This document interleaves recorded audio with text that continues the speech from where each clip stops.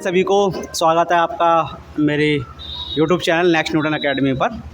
तो आज हम नया चैप्टर शुरू करने जा रहे हैं केमिस्ट्री का पार्ट फर्स्ट, जिसका नाम है केमिकल काइनेटिक्स। बहुत ही इंपॉर्टेंट चैप्टर है, फर्स्ट लेक्चर है हमारा। तो आइए स्टार्ट करते हैं केमिकल काइनेटिक्स। तो देखिए, कोई भी जो केमिकल रिएक्शन होता है, ठीक है, उसके तीन मेन फीचर्स होते हैं या तीन मेन एस्पेक्ट्स होते हैं, ठीक है। तो कोई भी केमिकल रिएक्शन होता है, उसके तीन मेन एस्पेक्ट्स होते हैं।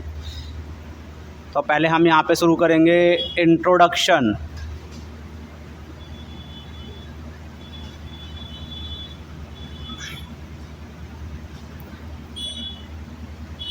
Any chemical reaction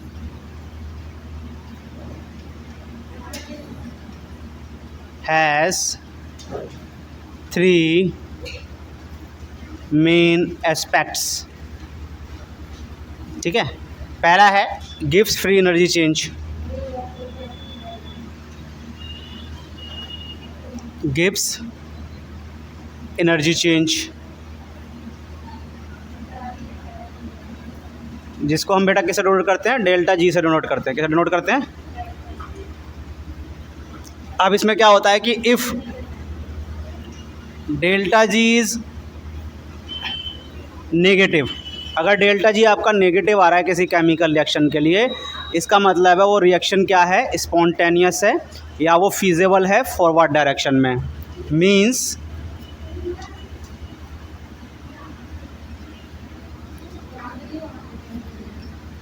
chemical reaction is spontaneous और फीजेबल इन फॉरवर्ड डायरेक्शन।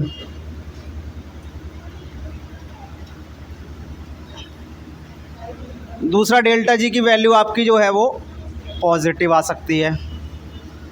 इस केस का मतलब है, अगर आपकी किसी भी केमिकल रिएक्शन के लिए डेल्टा जी पॉजिटिव आ रही है, तो वो केमिकल रिएक्शन आपका फॉरवर्ड डायरेक्शन में नॉन स्पॉन्टेनियस है। कैसा है? बैकवर्ड डायरेक्शन में कुछ भी हो सकता है, लेकिन फॉरवर्ड डायरेक्शन में क्या है, वो नॉन स्पॉन्टेनियस है। और हम ये भी कह सकते हैं वो फीजेबल नहीं है फॉरवर्ड डायरेक्शन में। मीन्स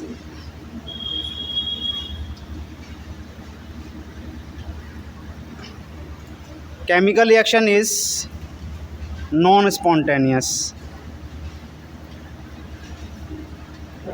इन फॉरवर्ड डायरेक्शन और non feasible in forward direction. Backward में वो स्पॉन्टेनियस हो भी सकता है और नहीं हो सकता, लेकिन फॉरवर्ड में तो वो नॉन स्पॉन्टेनियस है। तीसरा केस ये हो सकता है कि डेल्टा जी की वैल्यू आपकी ज़ीरो हो। इसका मतलब तो है कि केमिकल रिएक्शन आपका इक्विलिब्रियम स्टेट में है। किस में है? इक्विलिब्रियम कंडीशन में है या इक्विलिब्रियम स्टेट में है। Means chemical reaction is in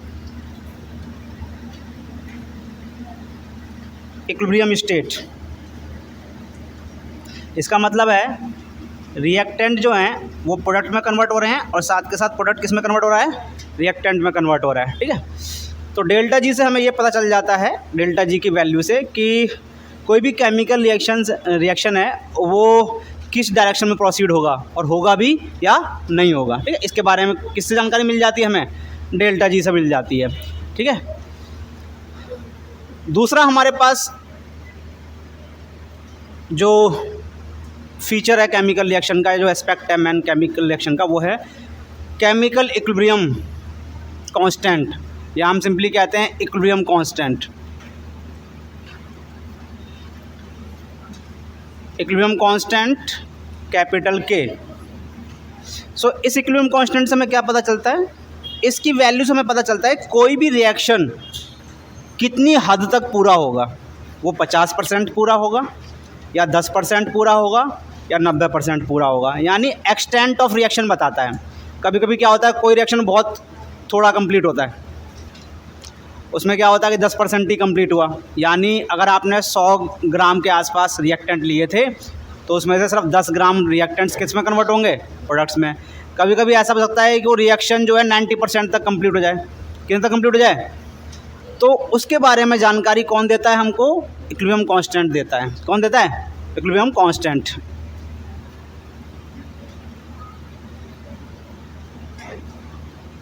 it gives information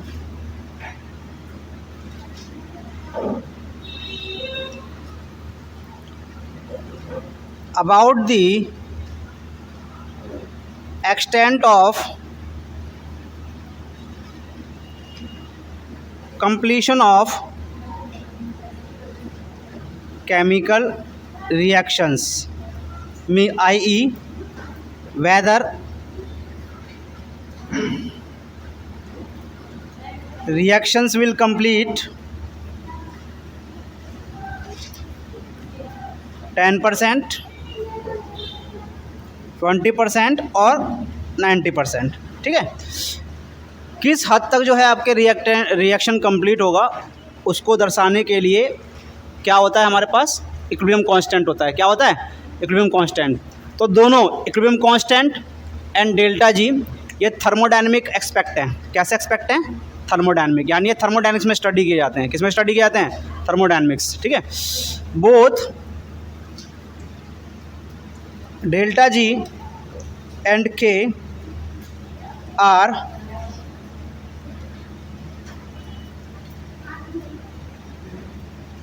thermodynamic aspects of chemical reactions।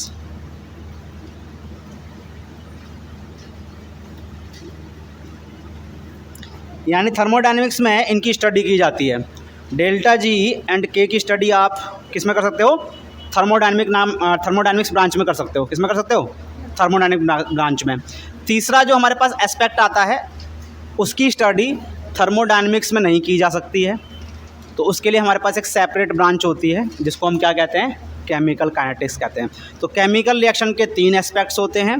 पहला है गिब्स एनर्जी चेंज, दूसरा है आपका इक्विलिब्रियम कांस्टेंट, तीसरा है रेट ऑफ रिएक्शन। क्या होता है? डेल्टा जी एंड के की स्टडी हम थर्मोडायनेमिक्स में करते हैं, लेकिन रेट ऑफ रिएक्शन की स्टडी हम थर्मोडायनेमिक्स में नहीं कर सकते हैं।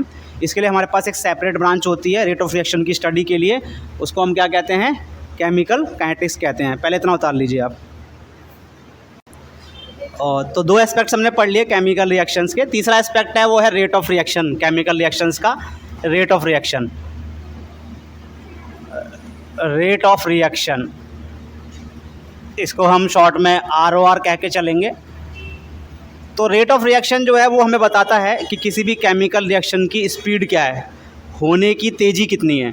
कई रिएक्शंस होते हैं बहुत फास्ट होते हैं, कई रिएक्शंस बहुत स्लो होते हैं, और कुछ ऐसे रिएक्शंस होते हैं जो मॉडरेट स्पीड पे होते हैं। तो केमिकल रिएक्शन की जो स्पीड बताते हैं उसी को हम क्या कहते हैं? रेट ऑफ रिएक्शन कहते हैं। और इसकी स्टडी थर्मोडायनेमिक्स में नहीं की जाती है, इसकी स्टडी की जाती है केमिकल काइनेटिक्स में। सो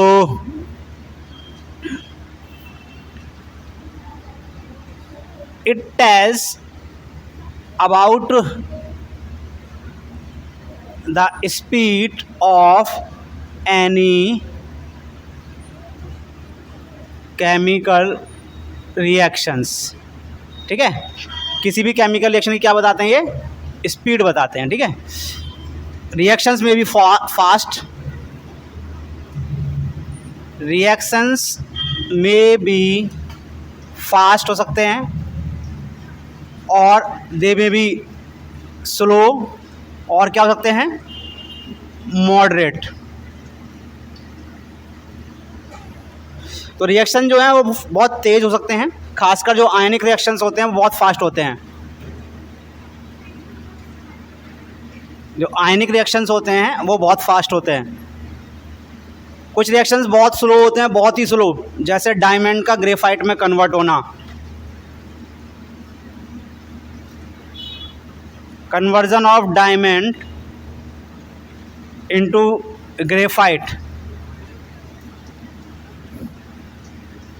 लाखों करोड़ों साल लग जाते हैं। और कुछ रिएक्शंस ऐसे होते हैं जो मॉडरेट स्पीड पे होते हैं, उनके बारे में ही हम पढ़ेंगे। तो हमारा फोकस मॉडरेट स्पीड वाले जो रिएक्शंस है उस पर रहेगा।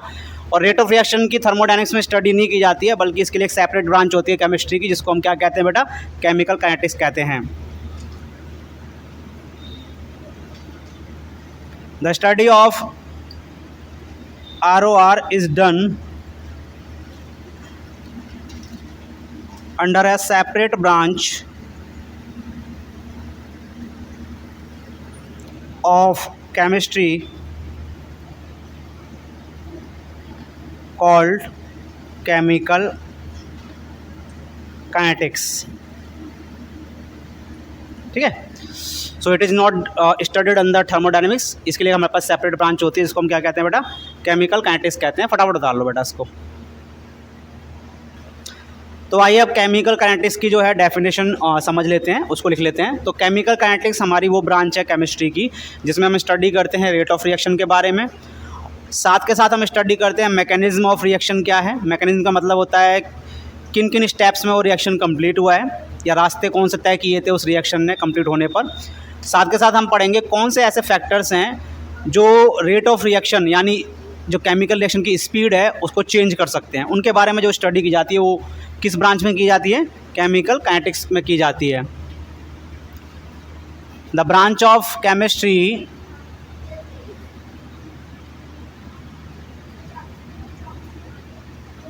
which deals with the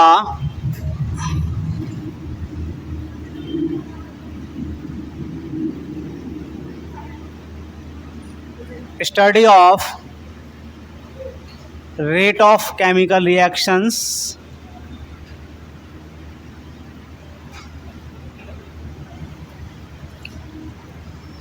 its mechanism,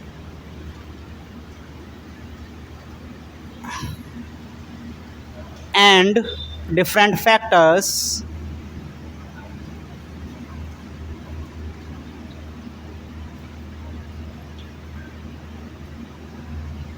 affecting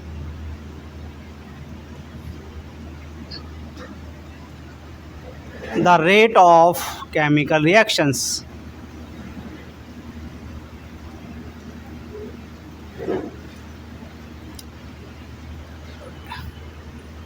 Is called is known as chemical kinetics.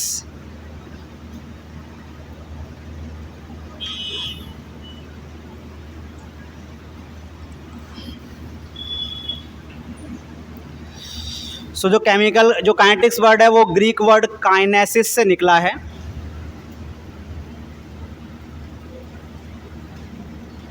The kinetic word is derived from Greek word kinesis means movement।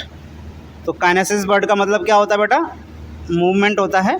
वहीं से जो है काइनेटिक वर्ड ड्राइव हुआ है, वहीं से काइनेटिक वर्ड क्या है, बाहर निकला है। ठीक है, सो हम स्टडी क्यों करते हैं काइनेटिक्स की, केमिकल काइनेटिक्स स्टडी क्यों करते हैं। देखिए हम केमिकल काइनेटिक्स पहले समझ लीजिए बेटा, हम केमिकल काइनेटिक्स स्टडी इसलिए करते हैं ताकि किसी भी केमिकल रिएक्शन के लिए हम एक ऐसा मैकेनिज़्म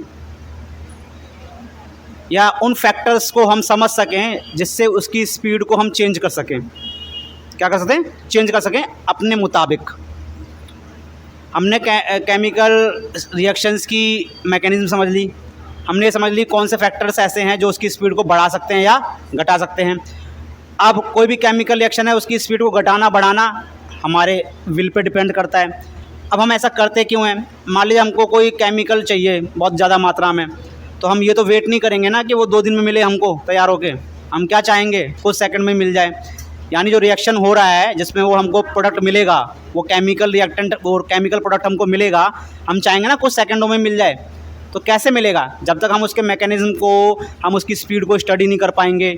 ठीक है, मान लो कोई रिएक्शन ऐसा है जो 1 दिन में कंप्लीट होता है और उसमें जो प्रोडक्ट बनता है हम उसको मार्केट में सेल करते हैं। क्या करते हैं, तो क्या हम 1 दिन तक वेट करेंगे उसका, नहीं, बल्कि हम केमिकल काइनेटिक्स स्टडी करके एक ऐसा तरीका पता कर लेंगे जिसमें उसी रिएक्शन को हम कुछ ही मिनटों में क्या कर पाएँ, कंप्लीट कर पाएँ, ताकि हम ज़्यादा से ज़्यादा मात्रा में उस प्रोडक्ट को बना पाएँ और मार्केट में क्या कर पाएँ, सेल आउट कर पाएँ। तो आप समझ में आ गया केमिकल काइनेटिक्स की हम स्टडी क्यों करते हैं। ठीक है बेटा, उतार लो इसे पहले। ओके बच्चों, अगला टॉपिक है हमारा chemical reactions with different rates और स्पीड्स।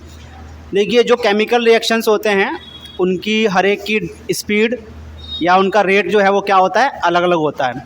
कुछ केमिकल रिएक्शंस ऐसे होते हैं जो बहुत ही फास्ट होते हैं, पलक झपकते हो जाते हैं। जैसे ही आपने रिएक्टेंट मिलाया, प्रोडक्ट बन गया। ऐसे कौन से रिएक्शन होते हैं जो बहुत ही फास्ट होते हैं? जनरली आयनिक रिएक्शंस होते हैं। कैसे रिएक्शंस होते हैं? एक ऐसे रिएक्शन जिसमें आयन्स इन्वॉल्व होते हैं, ठीक है। कुछ रिएक्शंस ऐसे होते हैं जिनकी स्पीड बहुत ही स्लो होती है, इतनी स्लो होती है कि मिलियंस और बिलियंस ऑफ ईयर्स लग जाते हैं। जैसे मैंने आपको एग्जांपल बताया था, डायमंड का किस में बदलना, ग्रेफाइट में बदलना। बहुत ही स्लो स्पीड होती है। इस तरह से एक और है हमारे पास रिएक्शन जो बहुत ही स्लो स्पीड का होता है, जैसे रस्टिंग ऑफ आयरन। उसे होने में भी महीनों या दिनों लग जाते हैं। कुछ रिएक्शंस ऐसे होते हैं जिनकी स्पीड मॉडरेट वैल्यू की होती है। कैसी होती है? मॉडरेट वैल्यू की, कुछ मिनट या कुछ घंटे ही लगते हैं। जैसे हमने कहा कि हाइड्रोजन गैस का एंड क्लोरीन गैस का मिक्स होना, रिएक्ट होना, क्या बनाना? हाइड्रोजन क्लोराइड गैस बनाना, ठीक है। इसी तरह से thermal decomposition of hydrogen peroxide, ठीक है, इन्वर्जन ऑफ केन शुगर। तो ये कुछ ऐसे रिएक्शंस हैं जिनकी स्पीड क्या होती है? मॉडरेट होती है। तो हमने देखा कि डिफरेंट केमिकल रिएक्शंस की जो स्पीड होती है वो भी क्या होती है? डिफरेंट होती है, ठीक है।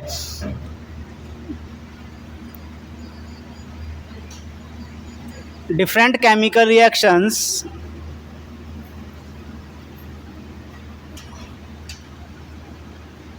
may have different rates, speeds. Some reactions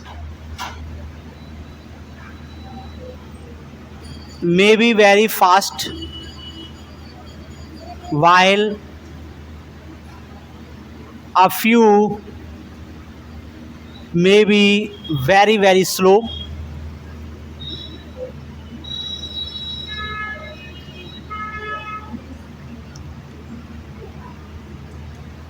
And most of reactions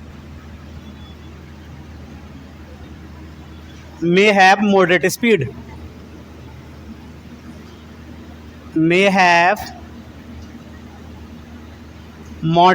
speed. ठीक है।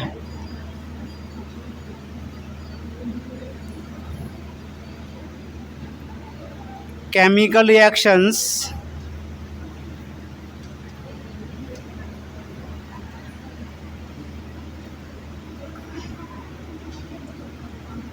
हैविंग फास्ट स्पीड्स, ऐसे केमिकल रिएक्शंस जिनकी स्पीड बहुत फास्ट होती है।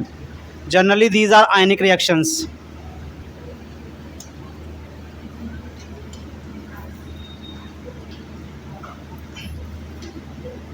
कैसे रिएक्शंस होते हैं ये? आयनिक रिएक्शंस होते हैं। विद टाइम ऑफ कंप्लीशन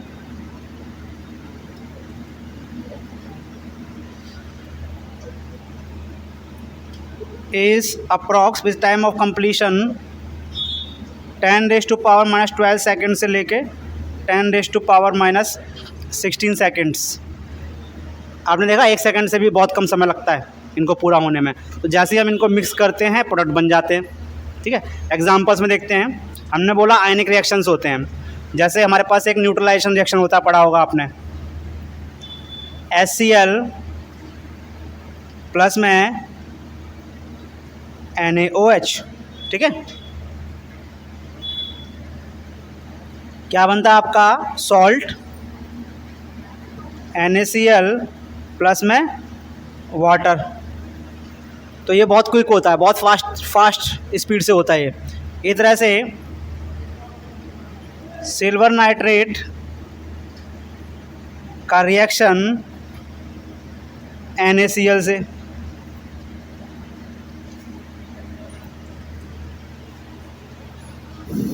तो आपका बनेगा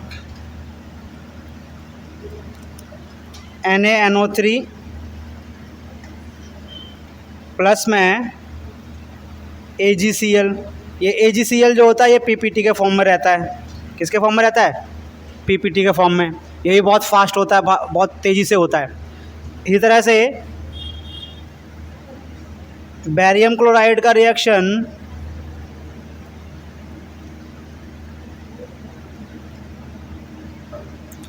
H2SO4 के साथ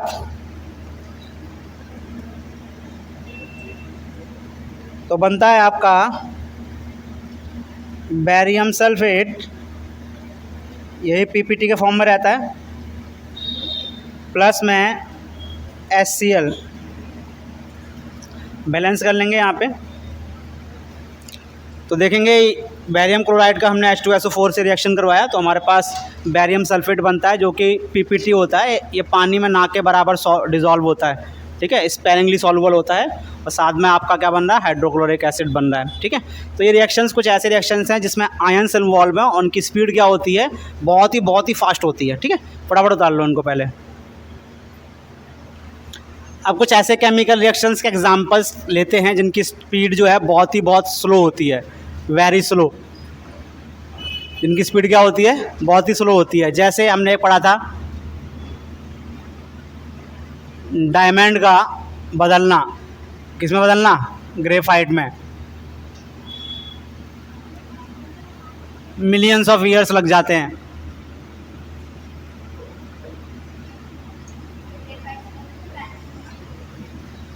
हाँ, वही पेंसिल की जो नोक होती है, टिप होती है। दूसरा है rusting of iron,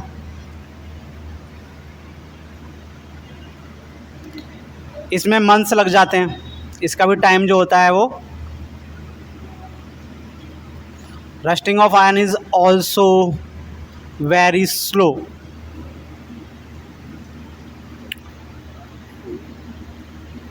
takes place within months लग जाते हैं, 1 महीना लग सकता है, 1.5 महीना लग सकता है, डिपेंडिंग अपॉन द कंडीशंस। किस कंडीशन पे डिपेंड करता है कि आपके एटमॉस्फेरिक सराउंडिंग कंडीशंस क्या हैं लोहे के आसपास की, ठीक है। तो ये वो केमिकल रिएक्शन है जिनकी स्पीड क्या होती है, बहुत ही स्लो होती है। अब तीसरे केमिकल रिएक्शंस देखते हैं जिनकी स्पीड जो है मॉडरेट होती है, और इसी मॉडरेट स्पीड वाले रिएक्शंस पे हम फोकस करेंगे। सो chemical reactions with moderate speed, और इन्हीं मॉडरेट स्पीड के जो केमिकल रिएक्शन है इनकी हम लैब में जो है कन्वीनियंटली इसकी टाइम का मेज़रमेंट भी कर सकते हैं, इनके रेट ऑफ रिएक्शन को पता भी कर सकते हैं, इनके मैकेनिज्म को स्टडी कर सकते हैं। यानी इनके बारे में स्टडी करना प्रैक्टिकल होता है। क्या होता है, प्रैक्टिकल, ठीक है। तो chemical reaction with moderate speed, ये ऐसे केमिकल रिएक्शन होते हैं जिनकी स्टडी करना प्रैक्टिकल होता है। इनके रेट ऑफ रिएक्शन को, इनके मैकेनिज्म को, वो कौन से फैक्टर हैं जो इनके रेट ऑफ रिएक्शन को अफेक्ट करते हैं, इनके बारे में हम कन्वीनियंटली प्रैक्टिकली लैब में स्टडी कर सकते हैं। तो इसमें एग्जांपल है आपके जैसे हाइड्रोजन पेरोक्साइड का डिकम्पोजिशन, H2O2, तो सनलाइट चाहिए इसको, H2O प्लस में O2 तो उड़ जाएगी ऊपर, ठीक है। सेकंड है हमारे पास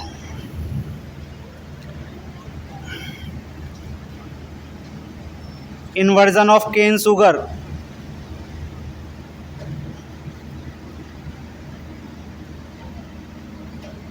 इनटू ग्लूकोज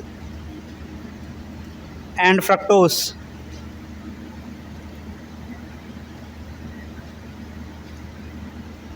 ठीक है।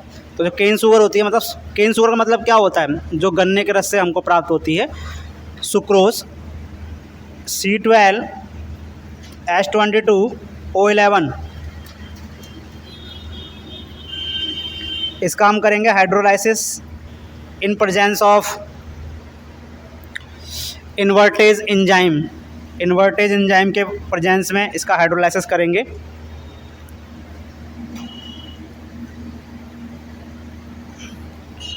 तो हमको मिलेगा C6H12O6, C6H12O6। एक होता है ग्लूकोज, दूसरा होता है फ्रक्टोस। दोनों का केमिकल फॉर्मूला सेम होता है, स्ट्रक्चर अलग अलग होता है। तो ये भी क्या है, एक ऐसा रिएक्शन है जो जिसकी स्पीड क्या होती है, मॉडरेट होती है। कैसी होती है, मॉडरेट। तीसरा ले लेते हैं हम, thermal decomposition of nitrogen pentoxide. So thermal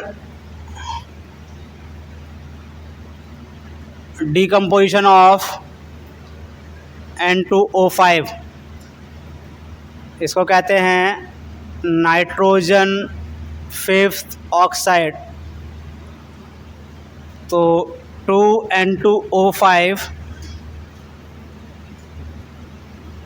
4NO2 plus में O2, सभी गैसेस हैं, गैस गैस गैस। ठीक है। इसी तरह से एक रिएक्शन और भी होता है, दैट इज़ इथाइल एसीटेट। एक एस्टर है, उसका हम सोडियम हाइड्रोक्साइड के साथ रिएक्शन करवाते हैं। CH3COO C2H5, इसका रिएक्शन करवाते हैं हम सोडियम हाइड्रोक्साइड के साथ में।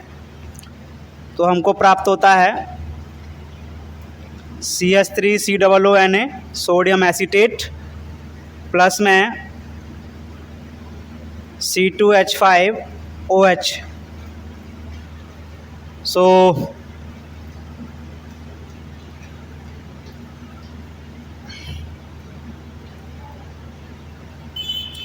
Ethyl acetate, sodium hydroxide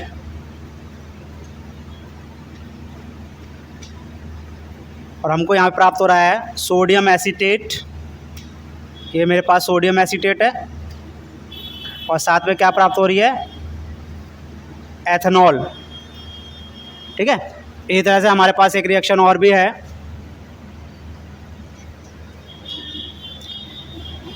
decomposition of HCl। बहुत सारे रिएक्शन होते हैं, आप इस चैप्टर में बहुत सारे रिएक्शन के बारे में पढ़ेंगे जिनकी स्पीड क्या होती है, मॉडरेट होती है। 2HCl